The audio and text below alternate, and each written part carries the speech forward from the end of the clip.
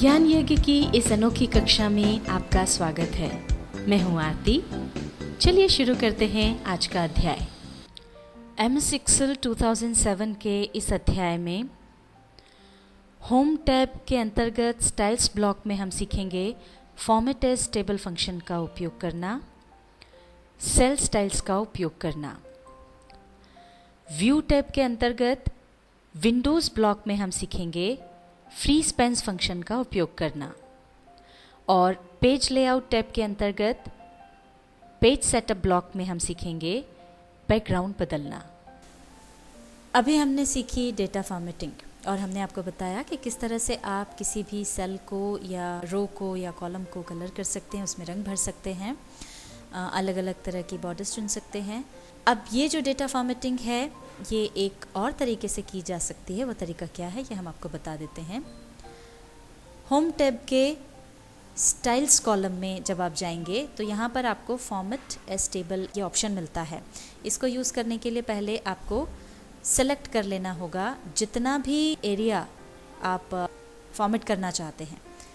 मान लीजिए ये जो पूरा डेटा है इसको हम फॉर्मेट करना चाहते हैं, तो हमने पहले इसको सिलेक्ट किया, फिर हम स्टाइल्स ब्लॉक में जाएंगे फॉर्मेट एज टेबल पर, और ये यहाँ पर जो हमको मोर का ऑप्शन मिलता है इसमें आप जाएं। ये देखिए ये अलग अलग फॉर्मेट स्टाइल्स आपके सामने आ जाती हैं। अब इसमें से जो भी आपको चाहिए स्टाइल उसे आप देख सकते हैं, चुन सकते हैं। मान लीजिए आप ये वाला चाहते हैं, इस पर आपने क्लिक किया, ये यहाँ पर ओके कर दिया। अगर आपको लगता है कि ये फॉर्मेट आपको फिर से बदलने की ज़रूरत है तो उसके लिए आप वापस इसे सेलेक्ट करें। ये पूरा जो डेटा है वो हमने सेलेक्ट कर लिया, और इसके बाद ये होम टैब के स्टाइल्स ब्लॉक में हम गए, वापस फॉर्मेट एज टेबल पर जाएंगे, ये मोर का ऑप्शन हमने लिया। अब देखिए दूसरी बार में जब आप इसे देखेंगे तो पीछे आपको प्रीव्यू नज़र आएगा। इसमें आप देखते जाएं कौन सा स्टाइल आपको अच्छा लग रहा है। इस पर जब आप जाएंगे तो ये आपको मिलेंगे मीडियम कलर्स, और नीचे की तरफ जब आप बढ़ेंगे तो ये कुछ डार्क कलर्स आपको मिलेंगे। इसमें देखिए आपको लाइट और डार्क का कॉम्बिनेशन मिलेगा। पूरे बैकग्राउंड में आपको हर सेल के बैकग्राउंड में पूरा कलर मिलेगा। अब इसमें से जो भी आपको ठीक लगता है वो आप चुन सकते हैं इस तरह से। अब यहाँ पर आपने ध्यान दिया होगा कि जैसे ही हम इस डेटा को फॉर्मेट करते हैं, करते से ही आपने देखा होगा कि यहाँ पर ये इस तरह के एरोज़ आ गए। ये जो एरोज़ हैं, अगर आपको याद हो तो हमने जब आपको फ़िल्टर ऑप्शन बताया था तब इन एरोज़ का उपयोग बताया था। इस तरह से डेटा फॉर्मेटिंग करते से ही ये एरोज़ आ जाते हैं, और अब आप चाहें तो यहाँ पर अगर आपको फ़िल्टर ऑप्शन का उपयोग करना है तो इन एरोज़ की मदद से आप कर सकते हैं। जैसे अगर आप नाम के अनुसार फ़िल्टर करना चाहते हैं तो ये आप नेम ऑफ़ स्टूडेंट जहाँ टाइटल दिया हुआ है उसके पास जो है उस पर जाकर के क्लिक करें, और ये यहाँ पे देखिए सिलेक्ट ऑल का जो ऑप्शन है इस पर क्लिक कर दीजिए ताकि जो सारे नाम सिलेक्टेड हैं वो हट जाएंगे।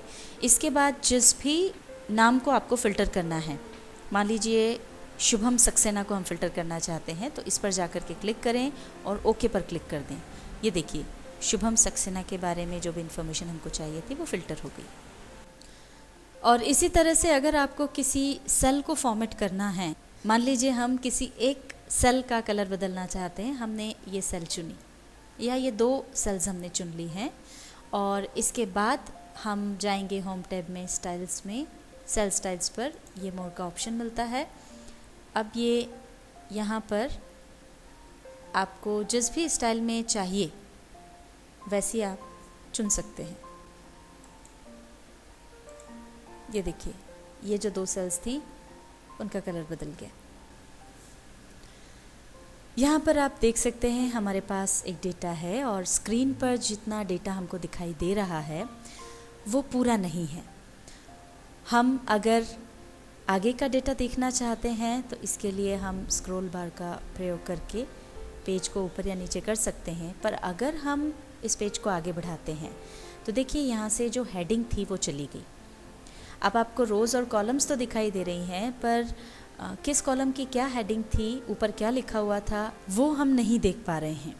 इसके लिए हम यूज़ कर सकते हैं फ्री स्पैन वाला ऑप्शन। कैसे करेंगे ये हम आपको बताते हैं। ये देखिए, ये हमारा जो हेडिंग है वो यहाँ पर नज़र आ रहा है और हम इसे बनाए रखना चाहते हैं। अब फ्रीज पेंस ऑप्शन का उपयोग करने के पहले हमको ये देखना है कि हम कौन सा पार्ट इसमें फ्रीज़ करना चाहते हैं। हम चाहते हैं कि ये जो हेडिंग है वो फ्रीज़ हो जाए, बाकी की वर्कशीट रोल करती रहे। तो इसके लिए ये पार्ट अगर हमको फ्रीज़ करना है तो इसके नीचे हमको क्लिक करना रहेगा। जैसे हमने अलग सोप पर क्लिक करके रखा हुआ है, यानी इसको सिलेक्ट करके रखा हुआ है, इसको सिलेक्ट किया है तो इसके ऊपर वाला जो पार्ट है वो फ्रीज़ हो जाएगा और बाकी जो भी डेटा है वो आगे बढ़ता जाएगा।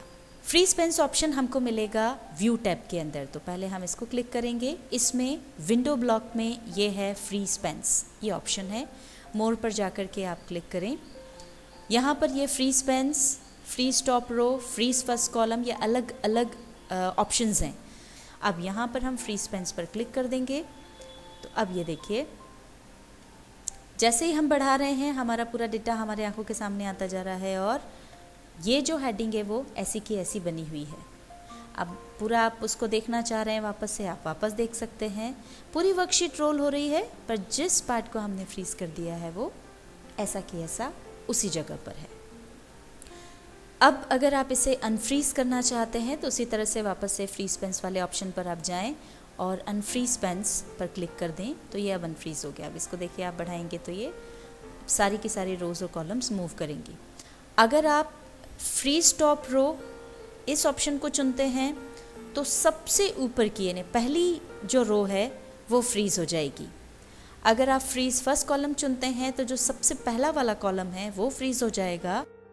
मान लीजिए चौड़ाई में आपका डेटा काफ़ी सारा है, जैसे यहाँ तो हम पूरा डेटा देख पा रहे हैं स्क्रीन पर मान लीजिए इस तरफ से आप देखते हैं ये आगे आपका डेटा काफ़ी दिया हुआ है। तो आगे बढ़ने पर जो हमारे शुरू के ये पहला जो कॉलम है जिसमें नेम्स ऑफ आइटम्स हैं वो नज़र नहीं आता। और अगर आप चाह रहे हैं कि अगर ये डेटा आगे बढ़ता है, हमको अगर पेज को दाएं से बाएं बढ़ाना पड़ता है या बाएं से दाएं बढ़ाना पड़ता है, तो आप चाह रहे हैं कि आपको ये जो पहला कॉलम है वो दिखता रहे और इधर आपका बाकी जो डेटा है वो बढ़ता जाए। तो उसके लिए हम हमारा जो फर्स्ट कॉलम है इसको फ्रीज़ कर देंगे। इसके लिए हम वापस फ्रीज पेंस ऑप्शन पर जाएंगे और जैसे कि हमने आपको पहले बताया था कि यहाँ पर आपको फ्रीज फर्स्ट कॉलम ये मिलता है, इसको आपने चुना और अब देखिए, अब हम इसको अगर आगे बढ़ाते हैं तो ये बाकी की शीट आगे बढ़ती जाएगी, पर जो हमारा फर्स्ट कॉलम है वो यहाँ पर बना रहेगा। और आपको इसको अनफ्रीज करना है तो वापस आप फ्रीज पेंस ऑप्शन पर जाएं और अनफ्रीज पेंस कर दें। तो ये अब सारे के सारे कॉलम्स और रोज़ फ्री हो गए हैं। आइए अब हम सीखते हैं कि किसी भी वर्कशीट पर बैकग्राउंड कैसे लाया जाए।